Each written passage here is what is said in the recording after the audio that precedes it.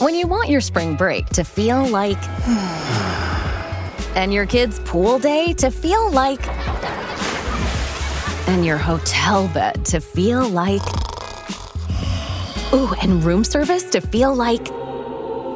because at Hilton, hospitality feels like... Your cabana's ready. Would you like fresh towels? It matters where you stay. Book now at Hilton.com. Hilton, for the stay.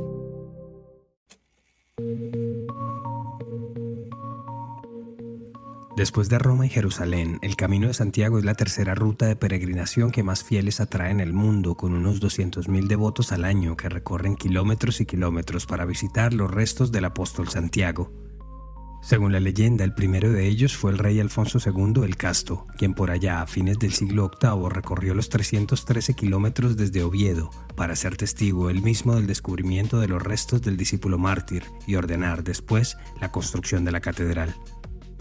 Y aunque se llama el camino, en realidad son más de una veintena de rutas, 13 de ellas oficiales, con unos 7.000 kilómetros de extensión que a lo largo de los siglos se han tejido desde varios rincones de España, Francia y Portugal. En las noticias ocasionalmente contarán que algún pillo se coló en algún albergue para robar a los caminantes, pero en su gran mayoría es un recorrido tranquilo y pacífico que invita a la reflexión.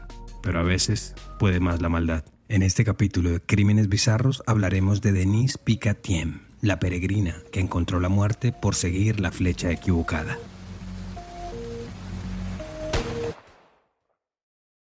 En algún momento de la vida todos hemos sentido la necesidad de suspender las actividades cotidianas para viajar, desconectar y, por qué no, reencontrarnos con nosotros mismos y así retomarlo todo, acaso con más fuerzas. Eso fue justamente lo que pensó Denise Picatien, de 41 años, oriunda de Phoenix, Arizona, en diciembre de 2014, cuando renunció al cargo ejecutivo que tenía en las oficinas centrales de la cadena de almacenes para mascotas PetSmart. Su plan sería viajar por el mundo y, según lo afirma un artículo en el diario Daily Mail de junio de 2015, Denise se habría inspirado en el libro Wild de Cheryl Strayed y en la película The Way, protagonizada por Martin Sheen, en la que un hombre justamente decide hacer el Camino de Santiago luego de que su hijo, quien era originalmente quien iba a recorrerlo, muere antes de empezar la ruta. Por lo pronto, Denise no tenía ninguna tragedia que la estuviera impulsando, solo quería dejar a un lado la formalidad de su vida y dejarse llevar un poco por la aventura.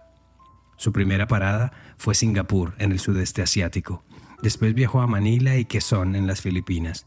Semanas después llegaría a los templos sagrados de Angkor Wat, en Camboya, y posteriormente a ciudades como Hanoi, Ho Chi Minh y Hue, en Vietnam.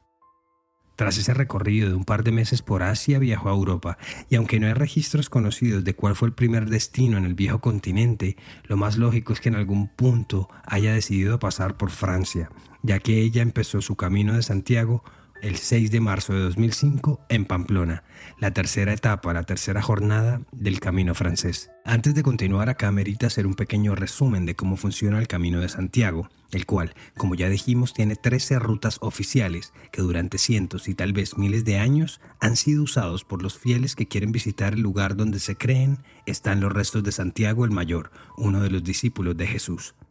Entre los más concurridos, empezando por el norte de España, está el Camino Primitivo, de 313 kilómetros de recorrido, que fue el que hizo el rey Alfonso II desde Oviedo hasta Santiago y que fue declarado Patrimonio Histórico de la UNESCO.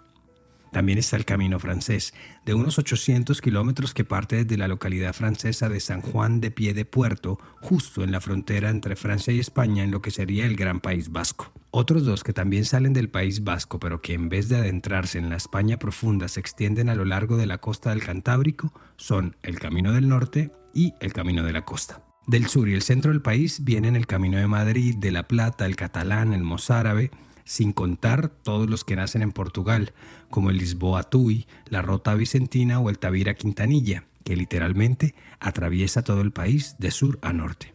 Pero de nuevo, hay rutas que confluyen en el Camino de Santiago y que parten desde todas las ciudades de España, de Portugal, Francia, Italia y hasta el centro de Europa.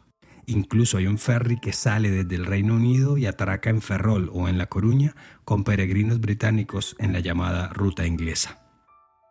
Una vez estos peregrinos ingresan a cualquiera de estos 13 caminos oficiales, deben adquirir la credencial, una suerte de pasaporte que tienen que hacer sellar en cada una de las localidades por las que pasen y las que les permitirá pasar la noche en cualquiera de los albergues oficiales. Pero sobre todo, dar cuenta de que en realidad hicieron la cantidad mínima de kilómetros requeridas para recibir la famosa Compostela. Una suerte de carta de estilo, un documento eclesiástico que reciben todos los que cumplen estos kilómetros y llegan a la Catedral de Santiago.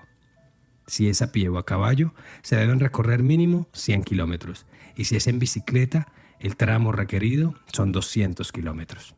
Pero volviendo al caso de Denise, ella partió de Pamplona, la tercera etapa de la ruta francesa, el 6 de marzo de 2015. De allí seguirían estaciones como Puente la Reina, Torres del Río, Logroño, San Juan de Ortega y unas 25 más.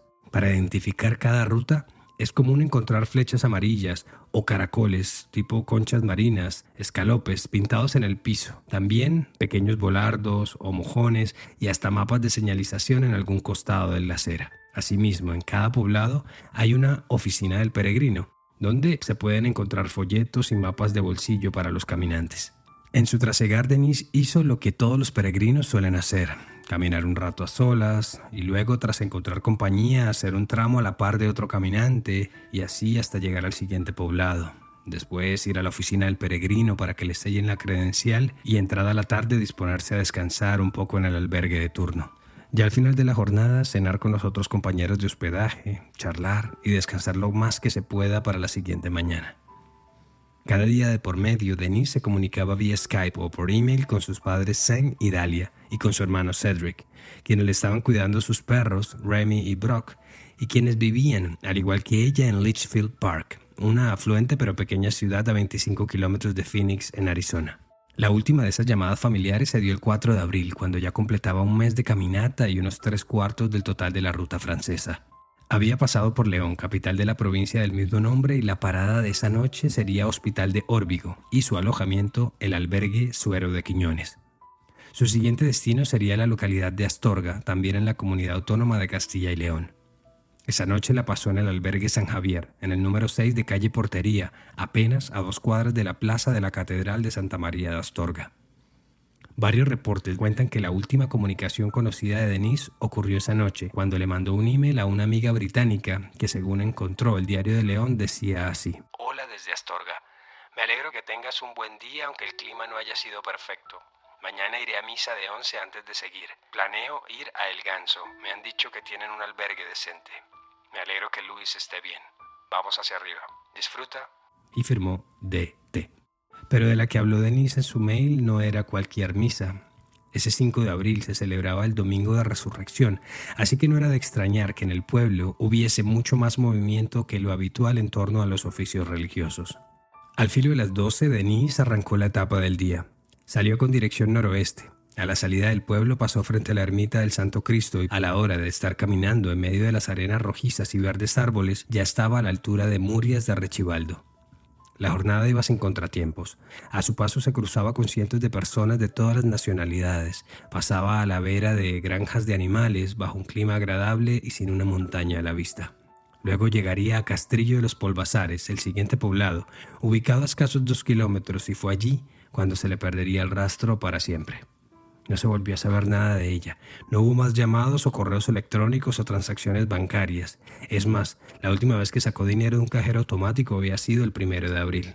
Acá hay que tener en cuenta que Denise estaba sola en su travesía, apenas con la compañía efímera de los otros caminantes, y al menos allí en España nadie la echaría de menos si no llegaba al albergue.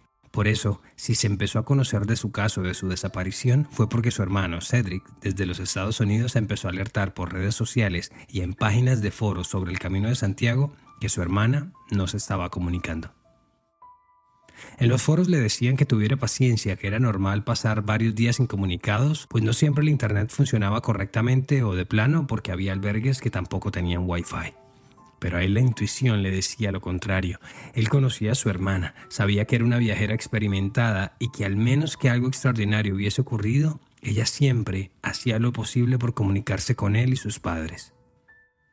Después, según lo relató al diario Daily Mail en una nota del 25 de junio de 2015, trató de comunicarse con las autoridades, tanto locales como las de la Embajada de España. Al no recibir información concreta sobre el paradero de su hermana, Cedric decidió él mismo viajar a España, y así fue que llegó el 20 de abril del 2015 al aeropuerto de Barajas de la capital española. Lo primero que hizo al pasar migraciones fue reportar a su hermana Denise Picatiem como desaparecida ante la oficina de policía del mismo aeropuerto. Según le contó Cedric al diario Arizona Central, de inmediato viajó a Santiago y decidió hacer el camino francés en contravía para ver si se la encontraba en el camino o tener la posibilidad de preguntar por ella en cada poblado. Al cabo de 2 días decidió cambiar de estrategia y viajó a Astorga directamente para dirigir desde allí todos los esfuerzos de búsqueda y tratar de rehacer los últimos pasos conocidos hechos por su hermana.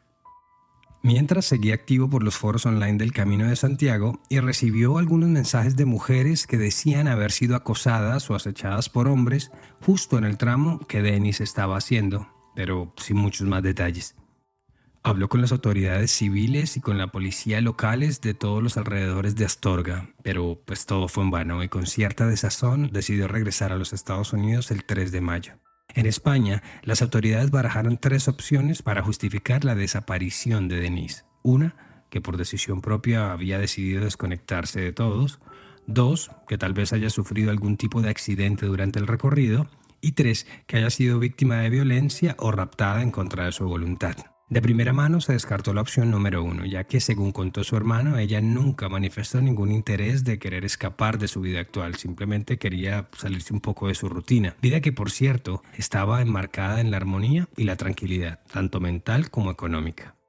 Posteriormente, tras labores de rastrillaje y búsqueda de la Guardia Civil y la policía en los sectores más agrestes del tramo, se descartó también la segunda hipótesis, en parte porque no existen montañas, terrenos escarpados o vegetación espesa en la zona que le hubieran podido generar un accidente.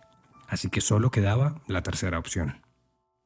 Mientras tanto, en Phoenix, Cedric se comunicaba con los senadores de su estado, John McCain, el fallecido precandidato presidencial, y Jeff Flake, también republicano y quien acaba de ser nombrado por estos días embajador en Turquía. Pero fue McCain quien tomó cartas en el asunto y se comunicó con el entonces embajador estadounidense en España, James Costos, para coordinar y traer a la mesa, de ser necesario, al mismísimo FBI para buscar a su paisana.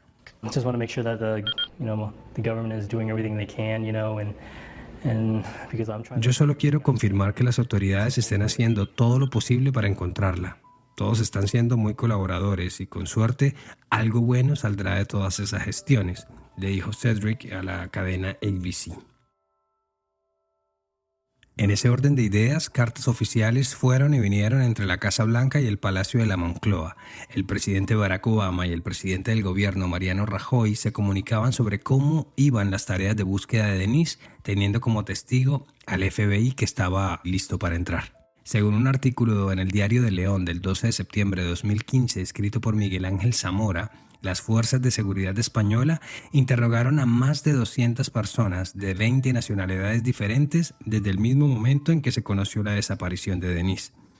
Por su parte, el diario El País en esos mismos días informó que el operativo estaba conformado por unos 300 efectivos entre personal de la Policía Judicial y Seguridad Ciudadana, Caballería, unidades caninas, la UME, la Unidad Militar de Emergencias, y hasta especialistas en subsuelo que ya tenían unos puntos claves identificados en la zona que incluían cerca de un centenar de pozos subterráneos.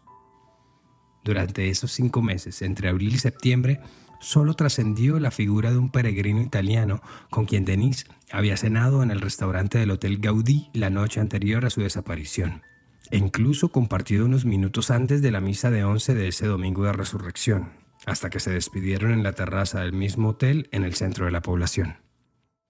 El italiano, quien regresó a su país de origen luego de llegar a Santiago, desconocía el destino final que había corrido Denise, a quien tanto él como sus compañeros de cena apodaron Arizona. Solo se enteró cuando una de sus hijas, la que le publicaba su travesía en el Camino de Santiago en un blog, le dijo que había recibido unos 1.200 comentarios de personas que decían reconocer a la estadounidense en sus fotos. Fue entonces cuando el hombre decidió identificarse y escribir una carta pública, no sin antes comunicarse con la policía italiana y la española, para dar cuenta de los últimos momentos compartidos con Denise. En la misiva, Giorgio Candoni, de entonces 64 años y quien cumplía su segundo camino de Santiago, dijo que se habían hospedado en el mismo hostal, en Astorga, y que pese a que él no hablaba muy bien inglés ni ella italiano, pudieron compartir la cena e incluso intercambiaron anécdotas y fotos de sus propios recorridos. En el transcurso de la comida, que incluyó bacalao y champiñones, saludaron a otros peregrinos, entre ellos 2 mujeres europeas con las que también se habrían de encontrar a la mañana siguiente. Hablaron de sus familias, de cómo Giorgio llevaba 40 años casado y cómo ella prefería no tocar el tema de la religión. También dijo que esa mañana, cuando se vieron luego de la procesión, cada uno empezó a alistar su mochila y él simplemente terminó la suya un poco más rápido. Se despidió de las mujeres y arrancó su camino. A veces me reprendo por no haber caminado con ella esa maldita mañana. Tal vez así ella no se hubiese perdido y nada le hubiese pasado. Me reprocho incluso de haberle nombrado Castrillo de Polvasares durante el desayuno. Nunca supe qué religión era ella o su familia, pero espero que su fe les ayude a encontrar la paz y superar, de ser posible, el dolor de su pérdida. Cierra Candoni en la carta. De vuelta a la investigación, las autoridades revisaron, entre otras cosas, los perfiles de los presos que salieron o estaban de permiso de libertad condicional durante ese fin de semana, así como los antecedentes y expedientes judiciales de los residentes de la zona, y hasta hicieron un listado de vecinos raros, huraños, agresivos, aquellos que eran fácil de identificar por su personalidad conflictiva. Si queréis encontrar al culpable, id a la casa prefabricada que hay en el monte. Con el loco ese, llegaron los problemas a este pueblo donde nunca pasó nada. Lo dejaron marchar y lo buscan ahora, 5 meses después. Le dijo un abuelo a un grupo de periodistas que visitaba el pueblo, entre ellos José Precedo del diario El País, y quien lo dejó consignado en un artículo del 15 de septiembre de 2015. Fue así cuando saltó el nombre de Miguel Ángel Muñoz Blas, entonces de 39 años y residente desde hacía 3 en Castrillo de Polvasares. Era oriundo de Madrid y tenía antecedentes de robos menores y adivinen qué, hostigamiento a peregrinos, a peregrinas, amén de caminar con pasamontañas por ese tramo de la ruta francesa asustando a los devotos. Además también llamó la atención que justo había ido a una oficina de Cajamar, Caja Rural, en Astorga para cambiar unos $1.100 por euros, en días en los que no se hablaba de otro tema sino era la desaparición de Denise. Entonces, ¿de dónde había sacado ese dinero? Fue un misterio que siempre llamó la atención de las autoridades. Pero si a esto le sumamos las varias flechas falsas que desviaban a los caminantes de la ruta oficial y los conducía al frente de su residencia, pues no habría que buscar muchas más pistas para ubicarlo como sospechoso, lo que generó que parte de los operativos incluyeran un seguimiento más cercano a su finca y a todos sus movimientos. Sin embargo, de manera inexplicable llegó un momento en que Muñoz Blas desapareció ante la vista de todos. Se sabía que no tenía coche ni licencia de conducir, así que de haberse escapado lo habría hecho por transporte público o escondiéndose a plena vista de todo el mundo, es decir, haciéndose pasar como un peregrino más. Y así lo hizo. Muñoz Blas tomó un bus de Astorga a Oviedo y estando allí se unió a pie a un grupo de peregrinos. Es más, poco después se encontraría un video en el que se le ve bromear y departir como un caminante más. Sí. Hoy no sé. Vamos allá. Bueno, en cierta forma lo era, pero no lo estaba haciendo por convicción o por motivos más amables. Estaba huyendo de las autoridades. Una vez salió de Oviedo, no tomó la ruta francesa, la misma que estaba haciendo Denise y que pasaba por su pueblo, sino que se unió al camino primitivo, el mismo que hablamos al principio del episodio. Dato que se pudo confirmar una vez se descubrió su ubicación, ya que intentó sacar dinero de un cajero automático, de un ATM, en la localidad asturiana de Grandas de Salime, ubicada a unos 200 kilómetros de Astorga y a otro tanto de Santiago. De inmediato fue alertado el personal de la Guardia Civil y de la policía local. Varios agentes lo arrestaron el viernes 11 de septiembre de 2015 cuando estaba en un bar con otros peregrinos, muy animado, mientras se tomaba unas cañas y compartía con ellos unos bocadillos, unos sanduchitos, como si nada hubiera pasado. Varios de sus acompañantes dijeron que Miguel Ángel era de lo más jovial y divertido, y que lo único que les llamaba la atención era que él no llevara consigo un teléfono móvil. Prontamente fue trasladado a la comisaría de Astorga y pues semejante arresto, en el caso más mediático del año en España, hizo que hasta el ministro del Interior, Jorge Fernández Díaz, aterrizara en helicóptero en Astorga para él mismo brindar una conferencia de prensa y contar los detalles del operativo de captura. La investigación estuvo muy centrada, desde una fase muy incipiente la investigación, en este individuo. Lo que pasa es que era necesario, lógicamente, pues poder probarlo. El 14 de septiembre, 3 días después de su detención, Muñoz Blas rindió indagatoria ante el juez instructor de Astorga y allí dio su versión de lo que pasó. Ya, pues no sé cómo que cambio su actitud. Me cambio el chip. Puede ser de una manera, ¿vale? No puedo explicar. O sus versiones, porque en una primera instancia le reconoció a la policía los hechos tras ser detenido. He sido yo, la maté. No lo quería hacer, pero le di un golpe y luego otro. No quería matarla. Yo os llevo donde está, le dijo a los agentes, y como recoge el diario El Mundo en su edición del 13 de septiembre de 2015, así fue, dicho y hecho. La tiré para acá y me la llevé. Sí, casi a cuestas, ¿vale? Pero que se viese lo menos posible, ¿me entiendes? Si subiese alguien. Esa misma tarde, las autoridades encontraron en un lugar apartado de su finca los restos de una mujer en avanzado estado de descomposición, enterrados a ras de suelo. No habríamos encontrado el cadáver si él no hubiera dicho dónde estaba, dijo la inspectora jefe de la policía de Astorga en su momento. Pero después, cuando le preguntaron a Muñoz Blas en la corte por Denise, se retractó y negó haberla asesinado. Por el contrario, dijo que él solo había encontrado el cadáver, pero que tuvo miedo de las posibles acusaciones de sus vecinos. Eso no, porque si yo en el momento de que cuando yo pasé por ahí sé que es una persona, como le estoy diciendo, ya se lo hubiese comunicado. No tengo que esperar un mes y medio o 2 a comunicárselo a la policía. Me parece totalmente erróneo, eso no me parece lógico. A medida que avanzaba la audiencia, dijo que ese día de abril la mujer llegó al frente de su propiedad y que, como solía hacer con otros caminantes, la acompañó durante un tramo del trayecto. Sin embargo, ella empezó a desconfiar de él. A medio camino se puso agresiva porque quería que me fuera. Yo no le había hecho nada, pero me dio la vuelta a la cabeza, me cambió el chip y me molestó. Tengo paciencia con la gente, pero me alteré. Ella iba a mi izquierda y la golpeé con un palo. Le pegué aquí, señalándola hacia en derecha, y cayó a plomo. No obstante, el hecho no quedó allí. La autopsia realizada del cuerpo de Denise dejó consignada que la causa de la muerte fue traumatismo craneoencefálico severo con destrucción de los centros neurológicos vitales, pero también se encontró que había sufrido una paliza descomunal, ya que presentaba fracturas, lesiones y contusiones en varias partes del cuerpo, lo que deja ver que cuando a Muñoz se le cambiaba el chip, simplemente se convertía en un asesino despiadado. Luego de arrastrar su cuerpo a un escampado dentro de su propiedad, le quitó la ropa, según los investigadores, para acelerar su descomposición, y terminó su accionar cuando le hizo una incisión en la garganta, tal vez para desangrarla. Luego le cortó ambas manos para que no quedaran sus rastros en la víctima y finalmente la sepultó a ras de suelo. Al ver la atracción que estaba generando el caso en el pueblo y en todo el país, en algún punto de los días siguientes, Muñoz Blas decidió sacar los restos de Denise de su finca y enterrarlos en un baldío lejos de su propiedad, esta vez entre las localidades de Santa Catalina de Somoza y San Martín de Agostero. Lo cierto es que sus intentos de no dejar huellas, pues según confesó que fue para eso que le había cortado las manos a Denise, fueron en vano.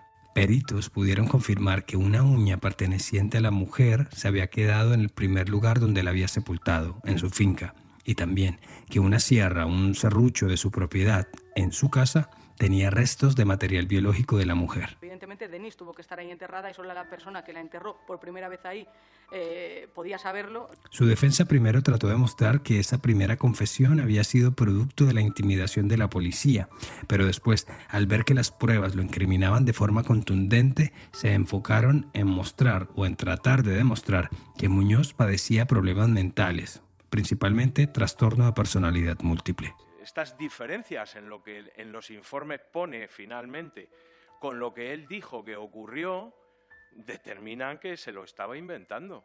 Estrategia que tampoco funcionó. A lo largo del juicio se supo de los testimonios de 2 mujeres que escaparon, pero por muy poco, de las garras de a quien ya empezaban a llamar como el depredador del camino. Antena 3 reportó que los casos en cuestión sucedieron, uno el 20 de septiembre de 2014 y otro el 27 de mayo de 2014. El primero cuando Muñoz atacó a una ciudadana alemana llamada Josie, de 28 años, que vio su paz turbada cuando éste le saltó detrás de unos arbustos a la altura de Castrillo de Polvasares e intentó llevársela a la fuerza. Tras forcejear por unos minutos y darle 50 euros, la mujer se lo pudo quitar de encima. En el otro caso, la afectada fue una caminante china de 25 años quien habría sufrido el mismo modus operandi. Trató de raptarla luego de saltar detrás de unos arbustos, pero esta mujer se defendió con patadas, puños y hasta con piedras e hizo que Muñoz saliera corriendo. Si se preguntan cómo llegaban las mujeres justo al frente de su finca, pues parece que seguían las flechas apócrifas, esas señalizaciones falsas que él o alguien más dibujaba en el piso. Una práctica que parece ser común, en especial por aquellos dueños de locales comerciales que están alejados de la ruta oficial y que buscan rasguñar un poco del turismo de los peregrinos. La gran pregunta que se hicieron los defensores de la familia Thiem durante el juicio fue: ¿y por qué no se les prestó atención a estas denuncias hechas ante las autoridades locales previamente? ¿Será que la de Denise habría sido una tragedia que se pudo haber evitado? Lo cierto es que la de Denise se convirtió en la primera muerte violenta ocurrida en los miles de kilómetros de extensión de las rutas del Camino de Santiago, al menos en la historia reciente.